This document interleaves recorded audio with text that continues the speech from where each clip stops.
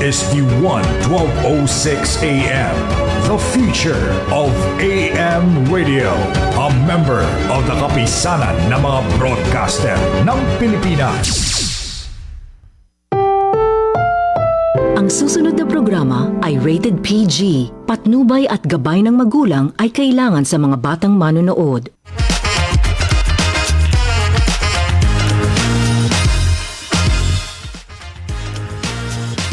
Magandang hapon mga katambay.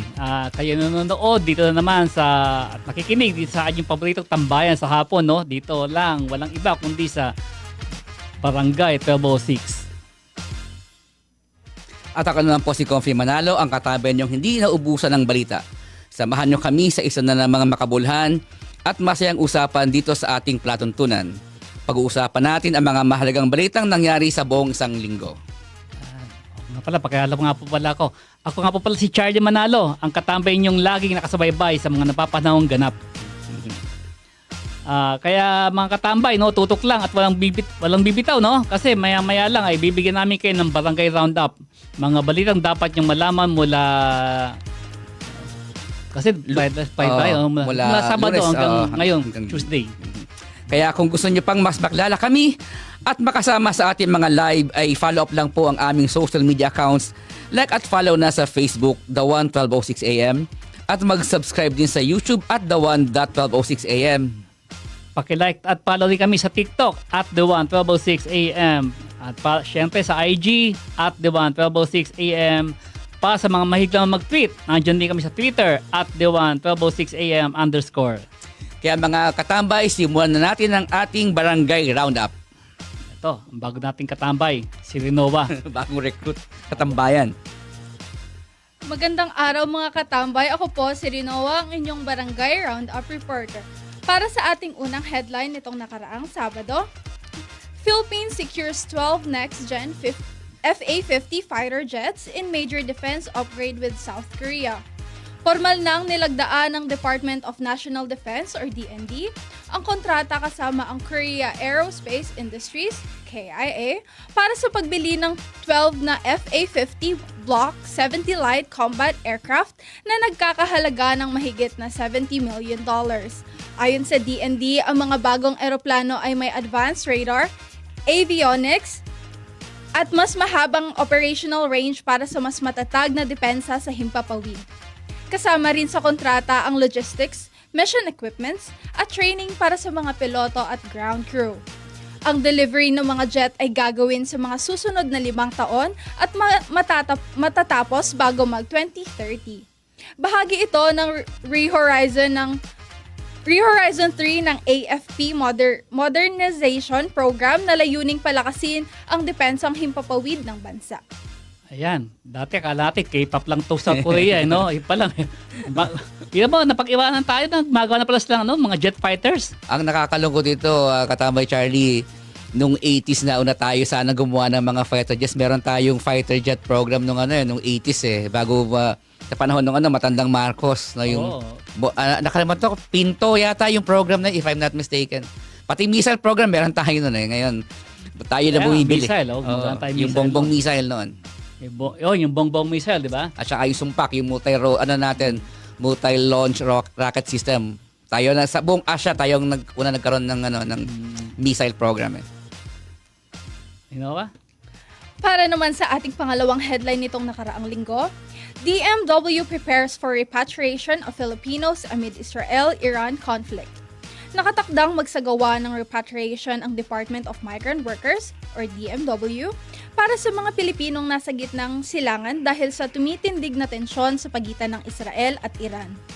Ayon kay Undersecretary Bernard Olalia, nakaalerto na ang DMW Migrant Workers Office MWO at mga labor attache sa rehiyon para sa posibleng evacuation. Inihayag niyang aktibo na ang hotline 1348 para sa mga OFW at kanilang pamilya na nangangailangan ng tulong. Patuloy na nakikipag-ugnayan ang DMW sa DFA sakaling itaas sa alert level ng nangangahulugan sa sapilitang paglikas.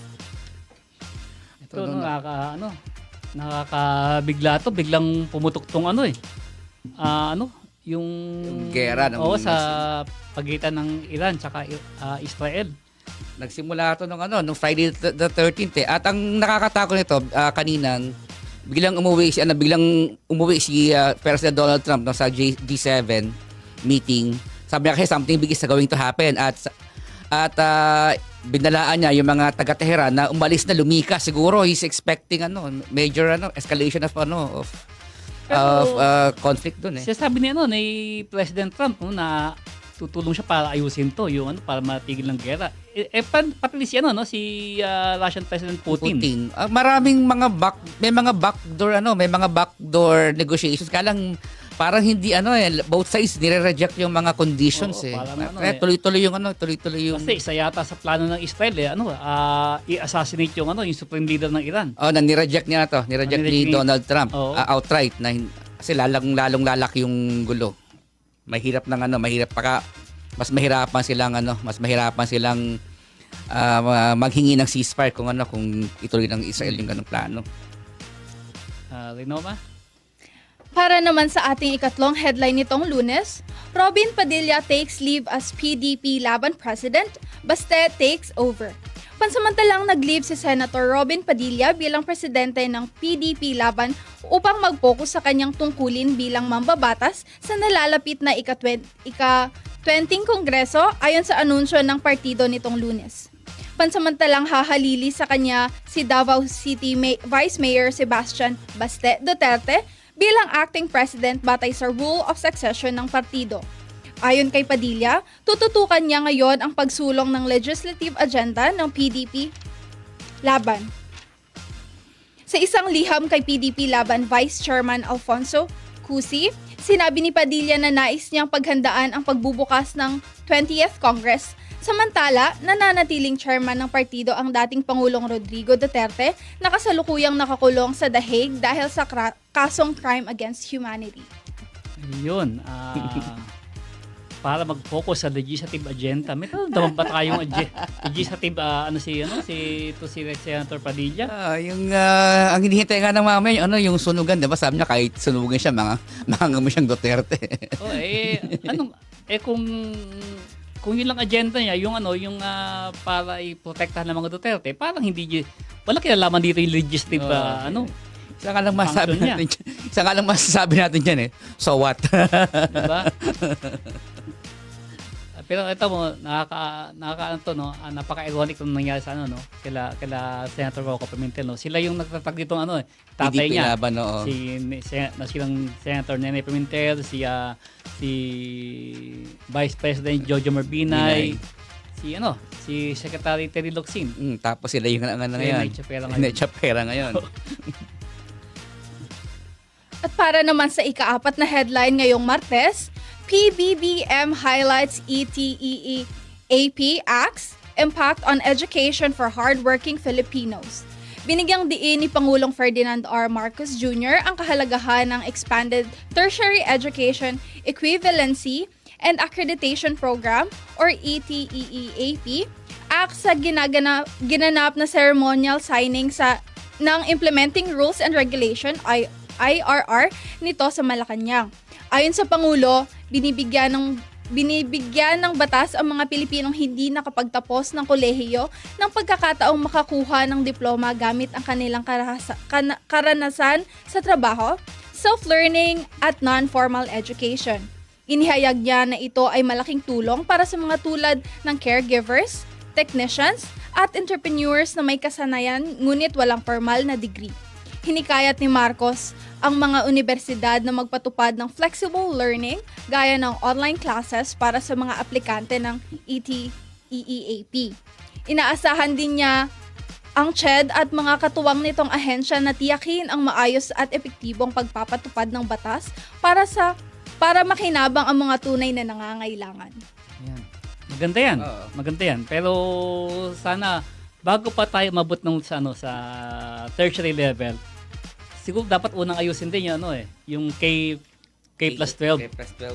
Parang hindi na meet ng objective yung hindi na meet ng programang K plus 12 yung objective nito. Kasi dati sabi, di ba, pag tapos ka ng, ng K plus 12, employable ka na. Mhm. Apparently, hindi nangyayari. Tsaka, actually, nung pinagdidebatehan yan, isa sa proponent niya, kausap ko sa isang media forum. Sabi ko, ano ba ang problema ng K plus 10? Kasi, lahat tayo produkto ng K plus 10. In fact, kahit yung proponent na yan, yung mga proponents ng K plus 10, ng K plus 12, produkto ng K plus 10. So, anong naging problema sa kanila? Hindi ba kulang ba yung kaya nga sila kagawa ng batas dahil hindi naman kapos, no, yung kanilang inabot sa programang yon. Hindi ko alam ba't pinilit to At malaking problema nung inulunsad yung yung K plus 12 na yan, di ba? Yung mga private schools nawalan sila ng 2 taon, nawalan sila ng enrollees diyan kaya nag-accept sila ng mga estudyante from public school, kaya lang ang liit ng tuition, and then dumating pa yung pandemic, kaya ang naging resulta niyan maraming eskwelahan na nagsara. In fact, yung Holy Spirit sa Mindoro, isa sa mga casualties niyan And then yung mga isa pa rin na yun nagtulak na mapabilis din yung accelerated na yung mga dati mga exclusive schools na pwede sila mag-co-ed dahil naapektuhan yung yung enrollment nila Ang isang nakikita ko rito pinilit ipasok yung K plus 12 samantalang ang unang problema ng mga eskwelahan natin, lalo yung public kakulangan ng classroom, kakulangan ng facilities. Diba? Kaya nung pinush to, nung naging batas to, ang naging close enrollment sa mga private kasi hindi kayang i-accommodate ng public schools yung additional 2 years. At kagaysa nangyayari to, di ba? Tapos yung kulang-kulang pa yung kulang yung budget kaya yung MOOE, di ba, ng mga schools kulang. Tapos ngayon hindi pa rin maliwanag kung ang plano sa K-12. Nagpropose si Senator Jinggoy, di ba? Ibalik na sa dati. Oo. At meron din proposal naman sa House na gawing optional. Bawa kung mag-exam ka, kapag pumasa ka, yun, pwede mo skip yung additional 2 years. Ito si Rinoa, ito yung produkto ng K plus 12 Ikaw, ano mo dito? Ang kasi nung sinabi nila na magkakaroon ng K-12, sinabi na nila na once na nakapagtapos ka na ng K-12, pwede ka na nga ma-employ, nabanggit niyo po kanina. And so, marami pong natuwa doon kasi hindi naman po lahat afford na makapag-aral ng 4 years sa college. So, natuwa, karamihan, madaming natuwa na okay na yung 2 taon, after K-12, pwede na silang magtrabaho. Pero, pa rin po pag mag-apply ka ng work, hinahanap pa rin yung degree. Mas malaki pa rin yung chance ng employment pag nakapagtapos ka ng college. Yun yung sad reality ngayon nga. Hindi kaya nga yung work kine-question natin yung yung efficiency ng implementation. Kaya yan tamang-tama yung headline ngayong araw kasi mamaya makakasama natin dito makakapanayam natin yung principal ng Quezon City Science High School. Para pag-usapan natin yung mga kaganapan sa pagbubukas ng school year ngayon. Although public schools pala nag-open, di ba? Wala pa yung private. Wala pa. Mga public schools pa yun. Kaya mga katambay, alamin po natin yung hinaharap ng ating pagsubok sa nangyaring unang araw ng eskwela. Kaya mga katambay, wag po kayong bibitaw. Magbabalik po ang Barangay 1206.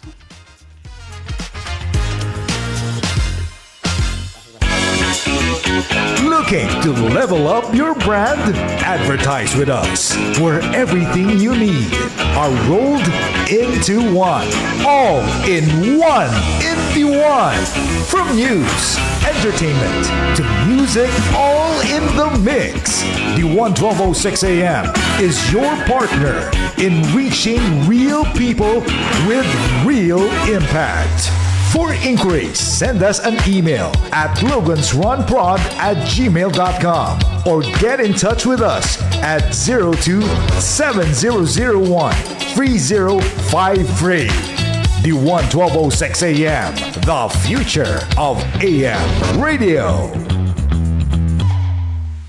Simula ng bawat umaga ng may saya at halakhak na walang kapantay. Hatid ang mga trending at patok online. Hindi lang basta kwento, kundi puro kalog na kulitan at kasiyahan. Ang pinaka-inaabangang programa sa radyo ng Bagong Pilipinas. Kalogan! Kasama ang nag-iisang pangtanggal umay, Kaka Mark Logan at DJ Gabby. Pakisaya araw-araw, Lunes hanggang Biyernes, alas 8 ng umaga.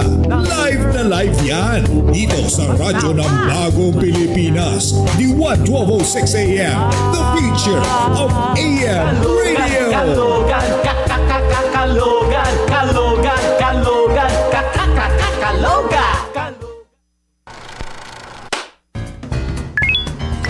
Are you stuck in your thoughts again? Join us every night as we dive into Gen Z dilemmas, life's awkward moments, and the occasional realizations.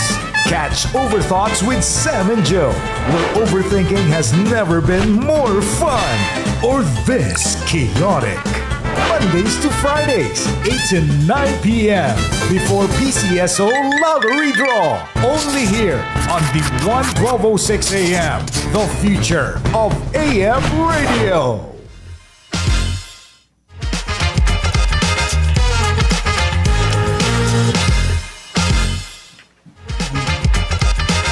Babalik po ang ating tambayan dito sa Barangay 1206 at sa puntong ito, no, pag-usapan natin ng nangyaring balik eskwela simula kahapon.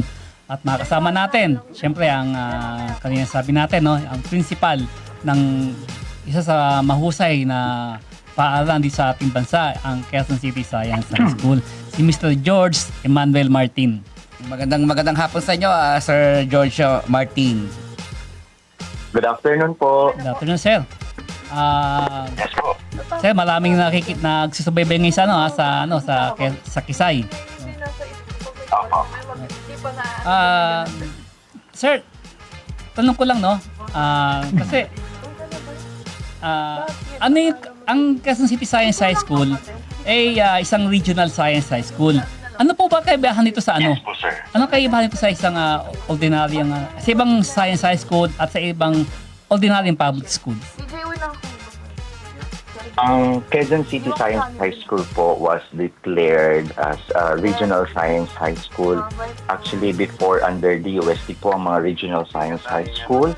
But it has been turned over to DepEd. For every region, may isa pong regional science high school. And in the NCR, in the National Capital Region, ang Quezon City Science High School po ang nag-declare na regional science high school. Pero Sir George, di ba meron ding Manila Science High School. And meron ding Philippine Opo. Science High School. Makati, Manila. So ano yung kaibahan nito sa kung ang Quezon City Science High School ang official regional science high school sa NCR. Ano yung distinction niya sa Manila Science, sa Makati Science, Marikina, and even sa Philippine Science High School? Yeah, Philippine Science. Ano yung distinction niya? Ang Philippine Science High School po, sir, ay under Department of Science and Technology. Whereas ang Quezon City, the regional science high schools ay under Department of Education. May pinagkaiba po ito in terms of the curriculum. Kasi may mga subjects po kami na ino-offer na wala sa isang regular science high school po. Iba din to dun sa mga legislated science high school na under po ng mga LGU. Isa sa pinag-uusapan sa yung mga research ng mga estudyante ng Kisay. Opo, the Kisay is the center of research po ng Quezon City. Mahusay ang mga produkto ng research na ginagawa ng mga estudyante ng Kisay. Sir, so ang yung pong budget ito, DepEd or sa wala pong kinalaman ng Ang LGU? Actually, opo, ang Quezon City Science High School ay under DepEd. So, ang budget po ay nanggagaling sa national fund sa DepEd. Ang LGU naman po ay may malaking bahagi o support, lalong-lalo na ang QC LGU.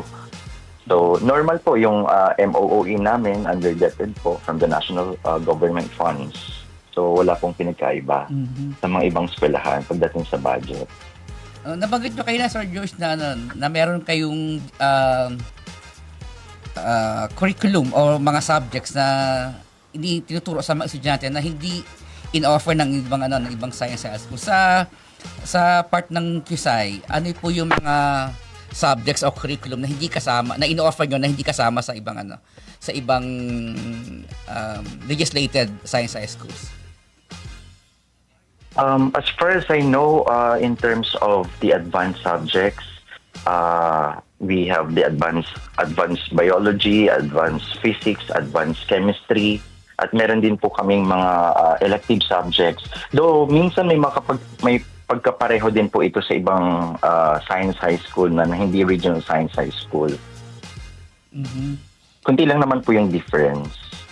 Ang dito, regional high school yung Kisay, pero parang at ang laki ng budget ng ang pinakamalaking budget sa natin yung education Pero pero budget o education. ganun pa rin, kinakapos pa rin yung yung budget ng mga eskwelahan, yung MOOE napakaliit. Kaya nga isang magandang andito yung pangyayari, yung ibinalik yung school calendar ngayong June. Opo, balik na po sa June. Opo. Na dating August. Opo. Kasi po may kausap ako din before na isang mambabatas, sabi niya nga yung tungkol nga sa gusto na i-fix sa August yung start ng school year.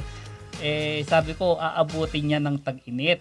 Sabi niya, ang katwiran niya kaya paano may tag-ulan? Sabi ko, mula August hanggang November na tag-ulan, hindi araw-araw umuulan at hindi araw-araw bumabaha.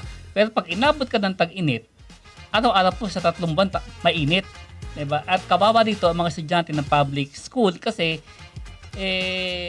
hindi naman naka-aircon yung mga walang ganung provision sa sa MOOE ng mga public schools para maglagay ng aircon. In fact, kahit yung kuryente, kahit yung kuryente hindi siya adapt para paglagay ng aircon, mababa yung mga amperahe nito Even electric fans diba? Yung mga electric fans donated yan ng mga PTA sa mga public schools. Opo. Yun, speaking of na ganyan yung mga donation ng mga PTA ng mga Sir, kamusta po yung naging brigada natin? Kasi ito yung brigada dahil nga sa kakulangan ng MOOE, naging taon parang tradition ba or yung brigada na isang bayanihan, tulong-tulong ang mga estudyante, magulang na mga estudyante para ayusin yung pagbubukas ng school year. Kamusta po sa naging brigada natin last week yun, di ba? Opo, last week lang po ang ating brigada eskwela. Actually, it's a DepEd mandate. It's a National Schools Maintenance Week in preparation for the opening of classes. And Brigada Eskwela, it's not just about cleaning classrooms. It's actually, gaya nga ng sabi nyo kanina, we are celebrating the bayanihan, the volunteerism of our Filipinos, most particularly our stakeholders and parents. Pagdating sa brigada naman po, we successfully conducted our Brigada Eskwela kick-off. Nandyan din po ang kalapit nito ang Oplan Brigada Eskwela. Then, napakarami pong volunteers na tumulong. Grateful po kami sa Philippine Army, sa BJMP, sa BDO Network, na tumulong po in terms of manpower sa pagpipintura ng perimeter fence, ng aming gate, tapos paglilinis po ng mga classrooms, paglilipat ng mga upuan. Ayun po. And of course, our parents po na napaka-supportive sa amin. So, sir, naging And aside from that din po, malaking tulong din po ang naibigay ng ating Quezon City Mayor, in fact, mayroon po siyang learning materials and school supplies na ipinamigay sa mga public schools. She provided free school bag with complete school supplies actually with tumbler, to promote the healthy habit of drinking water and to avoid the use of plastic in schools. Malaking bagay po yun. Malaking tulong sa mga ating estudyante. So sir, Opo. naging smooth naman po yung opening ng school kahapon. Actually, kinabahan kami kasi nung Sunday po, one day before Maulan. opening ng klase, nasunog po yung kapitbahay yung eskwelahan dyan, yung San Francisco okay. Opo. High School. Mm-mm. Buti di po naging maagap ang ating mga bumbero, hindi na lumaki. Kasi halos katabi lang po ito eh. Opo, actually bandang likuran siya ng SM Annex Opo, po, opo. yung San Francisco High School. Mhm. So hindi ganun kalapit sa aming eskwelahan, medyo siguro mga 800 meters po from the Quezon City Science High School. Kahapon napaka-smooth din po. Akala namin uulan, no, napakaganda po ng araw, ng umaga. So we conducted our first flag raising ceremony and perfect attendance po ang ating mga mag-aral. Then, bandang hapon, doon na lang po bumuhos yung malakas na ulan. Then, during the dismissal, buti po at tumila ang malakas na ulan. Director, pasensya, Sir George, pasensya na. Balikan ko yung kanina, yung topic about yung opening ng school year na ginawa bilhin ko sa June. Kasi ito, yung naging August o September, ang nagpanukala niyan, mga mamabatas eh. Kasi kasabay nga naman ng mga Opo. kamag-anak na sa US na yun ang oras ng bakasyon, ng panahon ng bakasyon. As an educator, Sir George, no, what do you prefer, tingin nyo, para mas makatulong sa ating mga mga estudyante? As an from a educator's point of view, anong buwan mas maganda upisahan sa Pilipinas ang opening ng classes? June ba o September? Considering yung tag-init sa June, yung from March to May, sa tag-init yan and then yung tag-ulan ng July Ito to pa lang, latter part pa lang ng February, mainit na. Oh, mainit na. So, from an educator's point of view, Sir George, ano sa tingin nyo ang the best time to open our Kung classes? ako po tatanungin, knowing the fact that we are a tropical country, preferably po talaga pinakamainam June, which is nung talagang time immemorial, June po talagang start ng klase. Nag-start naman i-adjust yan ng August, September during the pandemic at yun na nga yung naging effect, no? Na even April, May may klase na napakataas po ng ating heat index at hindi kakayanin. So nagkakaroon din ng learning loss, lalo na sa mga probinsya na hindi makaagapay dahil hindi makapag-conduct ng online classes. So at least kapag bagyo naman po, ilang araw lang naman suspended. Then kahit suspended po, no, may mga alternative delivery mode na po tayo, may mga default lessons tayong na ibibigay. Unlike kapag summer talaga, imagine yun, buong buwan, walang klase. Yes. And mas na-enjoy yung ng bawat pamilya kapag summer talaga. Yun yung talagang, kumbaga, ideal na bakasyon para sa ating mga learners. May tanong ka si Rinawa po, ating intern mula sa PUP. Yes po. Hello, sir. Tanong ko lang po if Hello. kamusta po yung naging process nung pagbabalik nyo ng school calendar ng June? Kasi po, ngayon, kaming mga college students, hindi pa po kami nagbabakasyon. Next month pa po yung bakasyon namin kasi nag-start po Next kami. month pa yung bakasyon. Opo. Mhm. Nag-start po kasi kami ng school year is October po.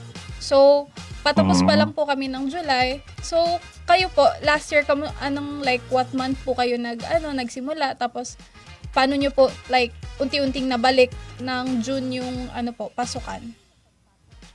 Alam mo, ang gumagawa naman ng ating DepEd calendar ay ang higher office, the central office. Naglalabas sila ng interim guidelines pagdating sa DepEd calendar. So, kami naman, sumusunod naman kami sa DepEd orders and DepEd memorandum na binababa ng central office. Yun nga, so kunti lang naman yung naging adjustment kasi last year parang July, second week ng July nag-start yung klase.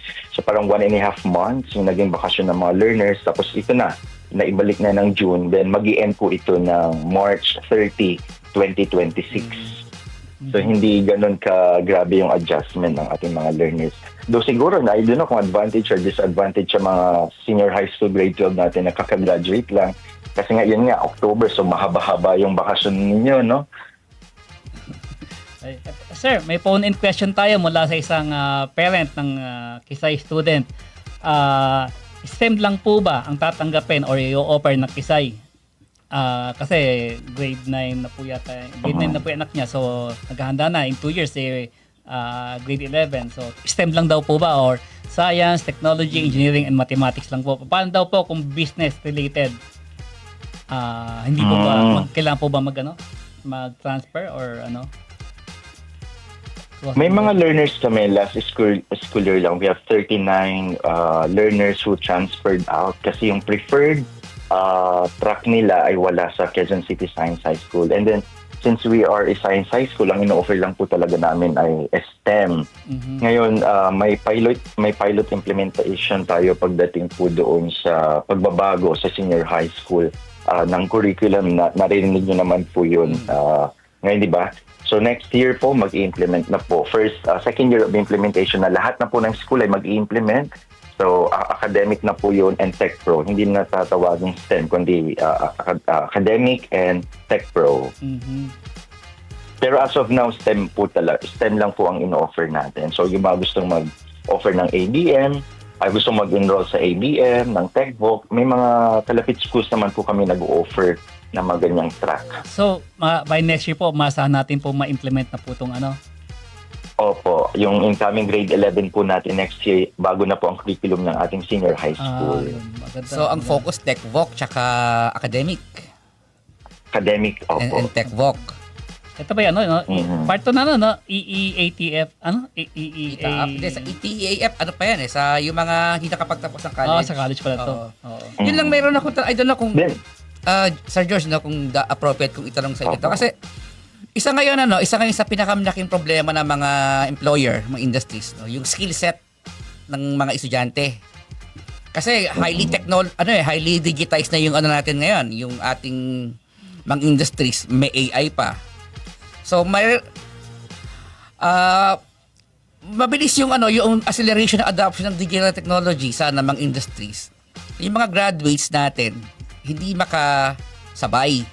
No, ngayon meron tayong TechVoc sa K-12. Supposedly yung mga K-12 graduates meron niyang sufficient skill set para maging employable. Yung bang refocus natin next year sa curriculum ng TechVoc, will that kahit paano may mag-upskill sa mga learners natin na maka-adapt sa sa required skill set ng mga industries para maging employable sila? Kasi yun ang original objective ng K+12. Gawing employable yung mga estudyante, Kasi meron malaking gap kaliwat kanan ang Memorandum of Understanding Agreement ng ating mga partner industries and DepEd. At yun naman yung goal ng ating senior high school, no? Aside from, yung purpose kasi mayroon tayong tinatawag na K-12 exits na kung gusto nila mag-pursue ng higher education, yung mga nasa ACAD, kung TechVoc naman, if they want to, for entrepreneurship or middle-level skills development, ayun po, or kung gusto nila magtrabaho, may mga national certificates na po, even junior high school. Kasi marami rin akong mga at pupuntahan ng mga public schools na may partnership sa mga private sector tulad ng mga Ayala, nagtuturo sila ng digitalization skills sa mga high school graduates na sana yung ganong programa hindi siya isolated, sana maging national yung level niya ng buong. At ang kinaganda po ng bagong curriculum ngayon ng senior high school, parang one semester na po ang on-the-job training ng ating mga senior high school students, unlike last year na may required number of hours lang silang dapat bunuin para matapos yung kanilang work immersion. Pero sa bagong curriculum po, full semester na po ang on-the-job training. Mas maganda po ito kasi based on experience, may mga learners din sa mga pinanggalingan kung school, after nila gumraduate, na-hire na po sila kung saan sila nag-OJT, which is hindi yung kinaganda po ng ating senior high. Sir George, follow up ko lang yung nabanggit nyo kasi may nabanggit kayong certification are you saying na yung mga graduate ng K-12 tapos merong mga OJT and then nag-TechVoc, meron ba yung certification na yun? Meron silang tatagapin na na mga ito ba yung mga certification ng mga short courses on certain skills? Yun ba yung binabagit? Meron tayong tinatawag na sa TVL program, ano nga ba yung tawag dito? Nag-i-issue sila ng mga national certificates. I'm sure narinig niyo po yung NC2, NC3, NC2 sa bartending, NC2 sa ganito. Malaking po yun kumbaga credentials nila. Pagka-graduate ng senior highs, mas siguro the more na ma-employ po yung ating mga graduates ng senior high. Kasi may mga Joint ngayon, Delivery Voucher Program po, JDVP. may mga ngayon mga companies na yun ang hinihingi eh. Mga certification na yung mga short courses, Tama po. certificates. And, Mhm. okay.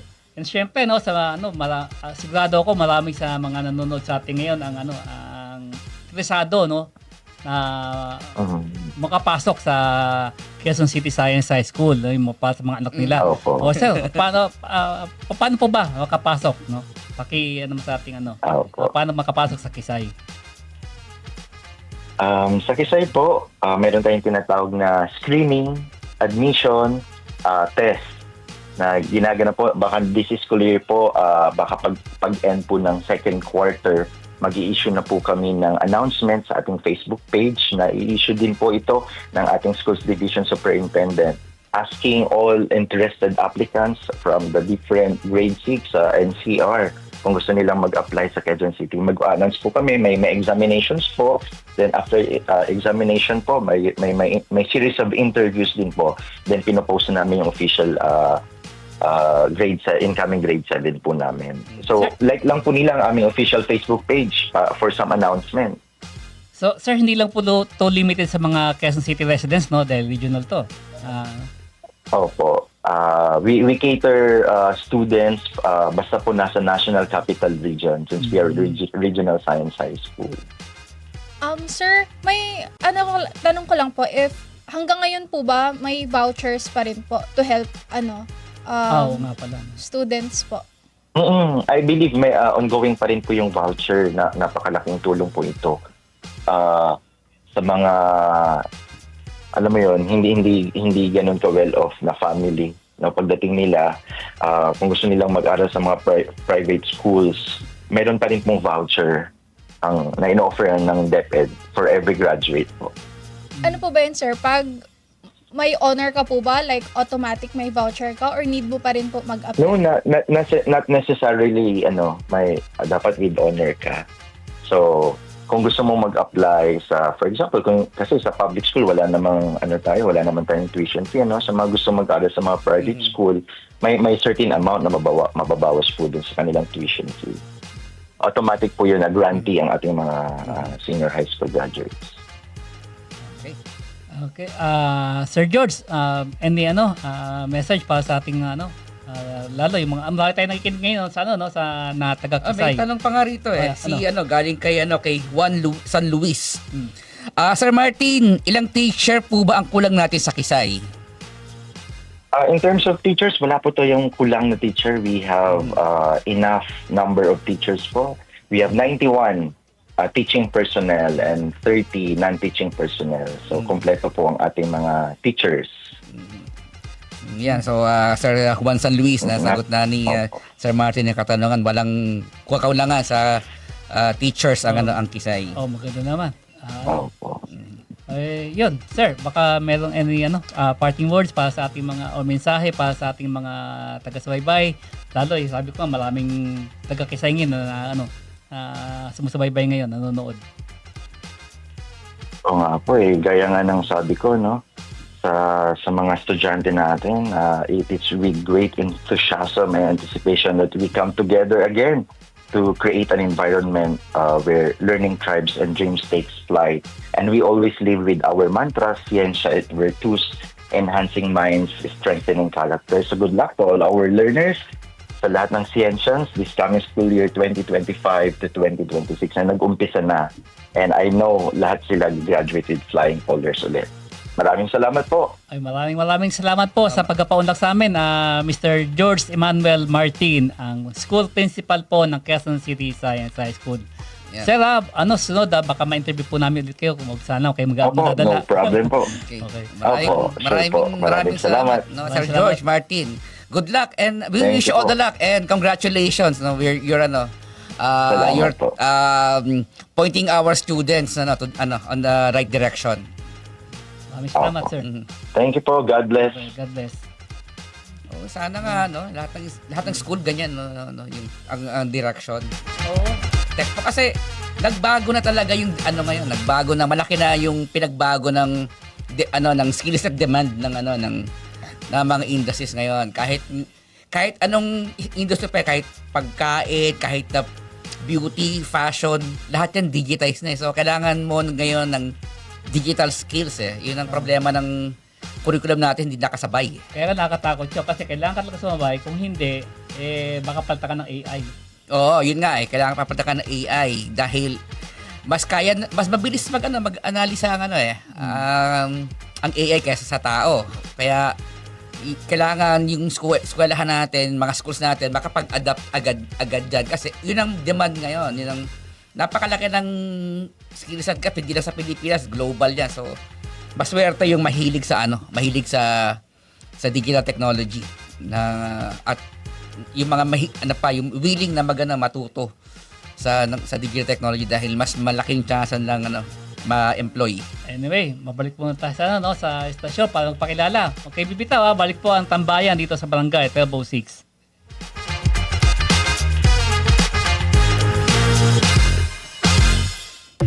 Decades of sound, from classics to now, is about to take you on a wild ride through time.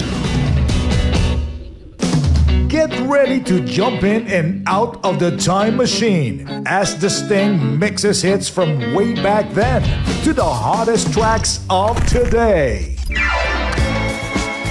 Non-stop music magic. Every Monday to Friday, 6:30 to 8 p.m. We're bringing you the classics,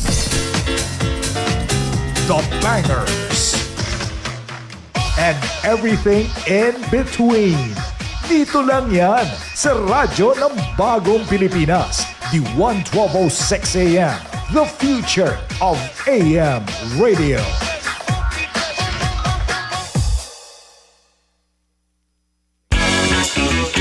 Looking to level up your brand?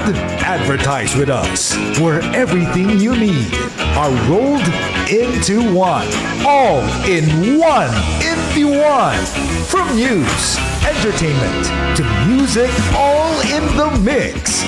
The 1206 AM is your partner in reaching real people with real impact.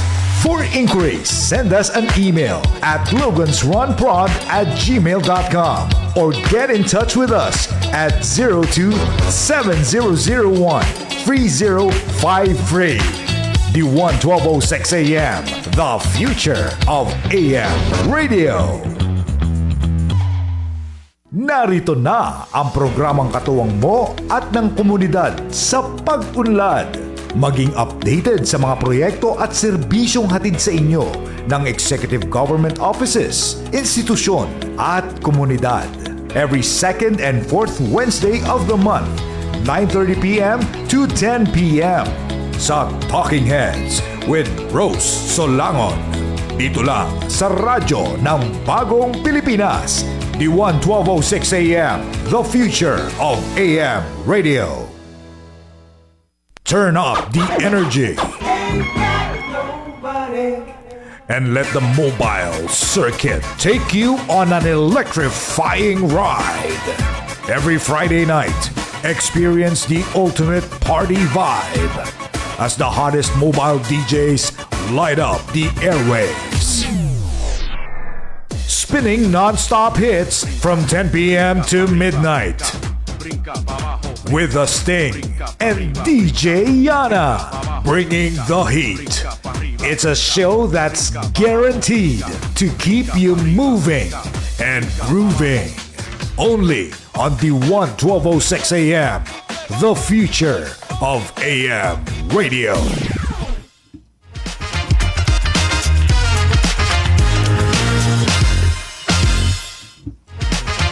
Babalik po ang ating tambayan dito lang sa Barangay 1206. At ako pa rin po si Coffee Manalo na inyong katambay ngayon. At of course, kasama pa rin natin si ating intern na si Rinoa po. Hello. Noah. Ito, mainit-init pa, no? Nag-file na po ng entry of appearance yung mga abogado po ni BP Sara Duterte para sa impeachment, trial niya. Ito bang pangalan? Pasado alas 5 nung established office of the Senate Secretary eh. Oh. Yung mga iba dito, marami dito mga familiar names na eh. Tulad nila Philip Sigrid Fortun, Gregorio Narvasa II, Sheila Season, Roberto Carlos Joaquin Narvasa. Roberto Tungpalan Bacalc o Bacalco ba to? Justin Nicole B. Gilar, Lindon Miguel, David Ronel Golia the 7th, and Maria Celine Golda Fortun. Rinawa? Claribay Rado, Francesca Marie Flores, Miguel Carlos Fernandez, Michael Weasley Poa, Reynold Munsayak, Mark Binluan, at Ralph Bodota. Actually, yung mga sikat, mga kilala Oo, sa mga apelyido. ano Pero to? hindi, kasi bawa sa Fortune, ang sikat dito si Raymond Oh, Fortune. tsaka si Philip. Sila, si Siegfried. Sila yung itong si sumikat yung magkapatid na photo na to, 'di ba? Si Siegfried at saka si yung binabagit ba kayo na? Si Narvasa? si Fortune, si Siegfried. Raymond Fortune. Sumikat to nung panahon nung era impeachment trial, tsaka si George Gregorio Narvasa. Saan ba dito? Sila yung mga abogado ng kasama sa legal team ni Joseph Erap Estrada impeachment trial. Ako, ano pala to? So, yung mga Fortune dito, tsaka mga Narvasa, meron na silang experience sa impeachment trial dahil humarap na sila nung kay dating President Joseph Estrada. Na napatalsik sa pwesto. Yun nga. Baka hindi maganda yung yung Fortune kumbaga Narvasa and Salazar. Ito yung nag-represent kay kay Erap, itong law firm nila, yung Fortune Narvasa and Salazar. So, same legal team niyan, ni Erap, almost the same. Si Attorney position. Season daw, alumnus daw to ng Quezon City Science High School. So, yeah, we will see lot of tsaka bakit ang dami, 16 yung kanyang legal team. Pero hindi naman lahat yan, hindi man lahat yan magkasalita doon sa Oo, iba niya siguro, researcher o ganun siguro. Magkano ba yung actually, ang hinahanap kay Vice President Sara Duterte na confidential fund, hindi niya maipaliwanag, nasa almost 700 million pesos. Kasi, ang 625 million doon, yung tinatanong doon, yung 11 days, naubos na 11 days. Yun yung 125 yata, yung 11 days. Pero yung kabuuan ng confidential fund, malaki yun, billion yun eh. Kasi yung 125 as siya nun 625. Yung 125 million na 11 days na 625. yun yung as siya bilang Vice President ba o DepEd? Ano yan? DepEd. Ano yan? Vice President. Kasi yan yung humingi siya ng additional mula sa Office of the President. Kasi dalawa yung pinanggalingan ng confidential fund eh. Yung OVP at saka yung DepEd. So kaya hindi siya ganoon hindi siya ganoon kaliit, malaki. Dalawa yung pinanggalingan eh. Meron pang budget sa DepEd for school buildings na hindi nagawa eh. Maintindihan mo yung sa yung sa DepEd na portfolio niya, kailangan niya ng additional fund, no? Pero as OVP, hindi niya kailangan kasi walang function ang OVP. Yung OVP, ang Vice Presidente, kaya siya nagkakaroon ng function kapag binigyan siya ng portfolio. At ang portfolio niya, yung DepEd Secretary, yun ang kailangan may pondo. Pero yung OVP, kasi walang function ang Vice President except maging spare tire. Walang ginagawa yan eh. Kaya bakit siya kailangan pa niya ng sariling confidential fund sa OVP? Wala ka namang function. Hindi, merong Intel fund at meron pang confidential fund. Actually, parang ako may misnomer kasi bakit may confidential fund ka? Function ng presidente yung gagawin mo. Hindi ka naman presidente. Actually, yun yung niya, since day one kung maalala nyo, diba sabi ko nga dati, she may be salivating for the for the presidential position. post. Kasi, kung titignan natin, unang biyahe ni Presidente BBM, Singapore. syempre, magkakaibigan pa sila noon, out of courtesy, in-appoint siya as OIC. Mhm. Ang OIC lang hindi man actually kailangan yun kasi sa technology ngayon, ang dali magbigay ng order, 'di ba, na ganito, Real ganyan. time na Siguro eh. ang alam to kung mayroong pipirmahan lang mga dokumento, pero syempre hindi ba ipapaubaya yun? Syempre, ba kung mga dokumentong agreement or what, syempre presidente pa yung pipirma diyan. Pero ano po ang ginawa ni VP Sara? Ang una niya ginawa is magpatawag ng command conference. Hindi po siya hindi siya commander-in-chief. Bakit siya nagpatawag agad ng command conference? Di mo sige, OIC ka, maximum of 3 days. So for 3 days, meron kang function as OIC ng presidente. Paano ka bakit ka magbibigay ng ng command conference? Sabihin magbibigay ka ng ng direction, policy yan, for 3 days ka lang yung function mo. Anytime pagbalik ng totoong presidente, pwedeng i-supersede yung order mo Hindi ko nga alam kung mayroon pa commander-in-chief pwedeng i-assign na OIC. Diba? Kasi hindi bilong yun, Saka yung function yun. yung mga excuse niya na kasi kailangan nating protektahan yung mga anti-communism drive niya. Hindi mo function yun function yun ng presidente. Dahil unang trabaho ng presidente is to protect the state from enemies, foreign and local. Ang VP walang ganong portfolio. Ang portfolio lang ng VP kapag binigyan ka ng trabaho, yung DepEd. So, edukasyon ka lang.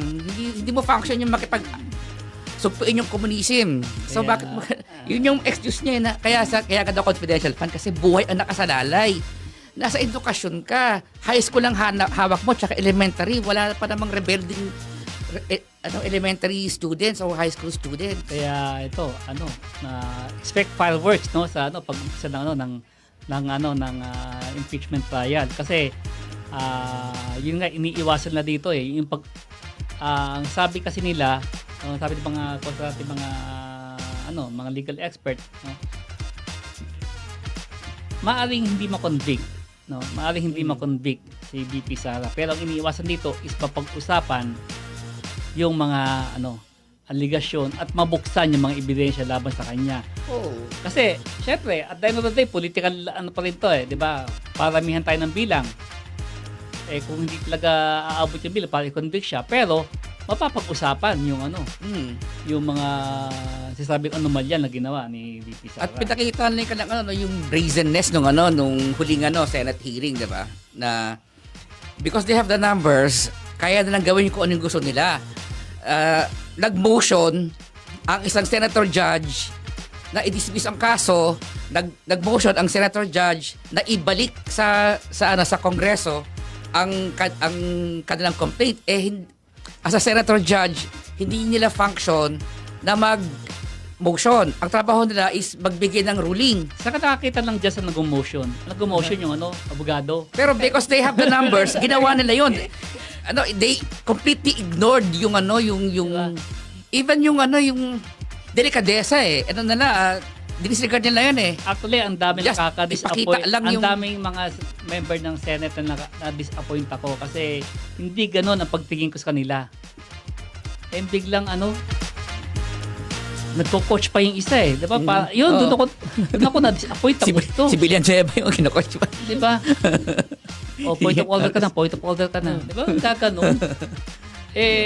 Sige, gawin nyo sa ulit yan. Pero sa pagsimula ng hearing, ng trial, pero I doubt, kung hindi kayo manong tao. Na-overwhelm si Senator Coca Pimentel at saka si Senator Risa Ontiveros nung Senate hearing na yun Pero yun nga, pag nagsimula na yung trial, siyempre nandiyan na yung mga prosecutors from the House, nandiyan na rin yung siguro mga private prosecutors nila.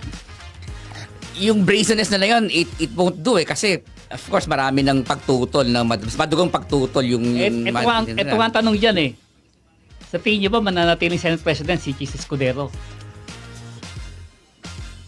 Ikaw, Rinoa, Ngayon po kasi very sobrang daming opinions. So yung kasi sa kanya ng mga tao ngayon, parang nag-iiba yung tingin sa kanya ng mga Perception. tao ngayon. Nung bagong, po siya, like, luklok sa posisyon niya, maraming, nagse-celebrate kasi matalino daw, marami siyang alam, marami siyang pwedeng magawa sa posisyon niya. Ngayon po, sa nangyayari, yung sa mga decisions niya po, hindi po masyadong nagugustuhan ng mga tao. Tsaka yung mga incoming senators, yung mga comebacking senators na galit sa ginawa nila. At puro veterano puro veteran senators yung mga returning, yung mga comebacky. Sila Dating Senate President siya. Tito Soto, si Senator Ping Lacson, di ba? Mga mas kabisado yung Senate landscape. Kaya medyo At meron pa ako nabasa, Marites na totoo ba yun yung kay Hart tsaka kay Ay, actually, sinuot natin yun. Basta sa pahiga natin yan eh. Ang source niya si Sian Gaza. na sabi niya, merong problema ngayon si Chis Escudero at si Hart Evangelista dahil nga sa nangyayari dahil yung close relationship ni Senator Senator Chis Escudero at saka ni Vice President Sara Duterte. At the same time, pati yung friendship ni Hart Evangelista kay Grace po nako-compromise dahil sa nangyaring Senate hearing. Okay. Anyway, paubos na tayo ng oras. Bati muna tayo. Siyempre, ating mga yung ating co-parents sa Quezon City Science High School, si Steve Sumido, si Mami Gillan Atienza, Mami Angela Curia, si Attorney Desi Gison ng Butihing May Bahay ni Commissioner Bong Gizon, si May Tabas, si Charis Conde, si Mami Annabel Gaetano, Mami Rose Quesada Rodriguez, si Federico Tomas, Romel Libid. At mga katambay, huwag kalimutan. Dito Masaoy. Dito Masaoy. Dahil kung kasamang reporter yan sa Ikaw, baka balita. may gusto bang... Ay na po ako, sir. Kaya mga katambay, huwag kalimutang i-follow at i-like ang aming social media accounts para updated kayo sa Facebook page namin, The One 1206 AM, YouTube at The One 1206 AM, TikTok at Instagram at The One 1206 AM, at syempre ang Twitter account at The One 1206 AM _. Muli, ako po si Charlie Manalo. At ako naman si Coffee Manalo. At ako naman po si Rino Amanda, ang inyong roundup reporter. Hanggang sa susunod na linggo, mga katambay. katambay. Kita-kita ulit. Kita-kits!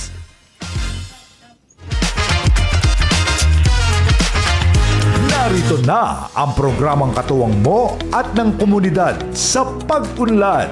Maging updated sa mga proyekto at serbisyong hatid sa inyo ng Executive Government Offices, institusyon at komunidad. Every second and fourth Wednesday of the month, 9:30 p.m. to 10 p.m. sa Talking Heads with Rose Solangon. Dito lang sa radyo ng Bagong Pilipinas, D1 1206 AM, the future of AM radio.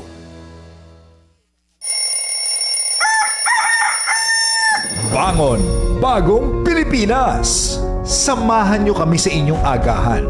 Dala sa inyo ang maiinit na balitang dapat niyong malaman.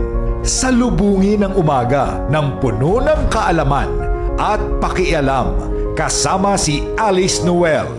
Lunes hanggang Biyernes tuwing alas 6 ng umaga. Dito lang sa radyo ng Bagong Pilipinas, D1 1206 AM. The future of AM radio.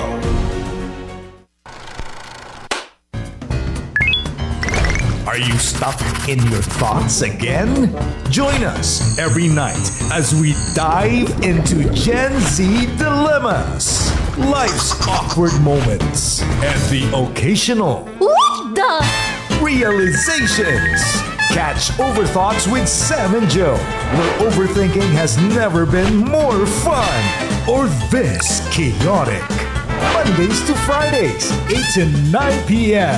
before PCSO Lottery Draw. Only here on the 1206 AM, the future of AM radio.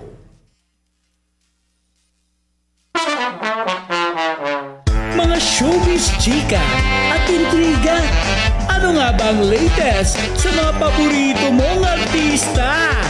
Huwag mag-alala dahil sina Miss F at Joey Austria na ang bahala. Dadalhin nila sa inyo ang latest trending topics at freshest news in the showbiz world. Dito sa EPAL o EPAL. Ito pala ang latest. Tuwing Lunes hanggang Biyernes, mula alas 12:30 hanggang alas 2 ng tanghali. Dito sa The 1206 AM, ang radyo ng bagong Pilipinas. Are you talking to a real person online or just another troll spreading fake news? Here's how to spot a troll. Newly made account? No real photos or suspicious profile details? Posting the same misleading content repeatedly? Don't get fooled. Fact check, report, and block disinformation. A public service reminder from IBC and the 1206 AM. Stay sharp. Stay truthful. May nabasang nakakagalit, nakakainis, o nakakainit ng dugo. Teka muna, bago mag-react, siguruhin muna ang facts. Tanungin ang sarili kung totoo ba ang impormasyong natanggap. Kung hindi sigurado, hanapin ang source nito at tingnan kung sa reliable at credible na website o tao nang galing ang balita. Huwag laging nagpapadala sa emosyon dahil diyan tayo madalas nabibiktima ng maling impormasyon. Always be aware before you share. Isang paalala mula sa D1 1206 AM.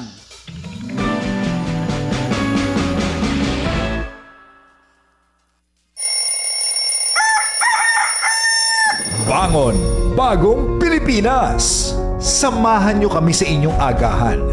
Dala sa inyo ang maiinit na balitang dapat niyong malaman. Salubungin ang umaga ng puno ng kaalaman at pakialam kasama si Alice Noel. Lunes hanggang Biyernes tuwing alas 6 ng umaga. Dito lang sa radyo ng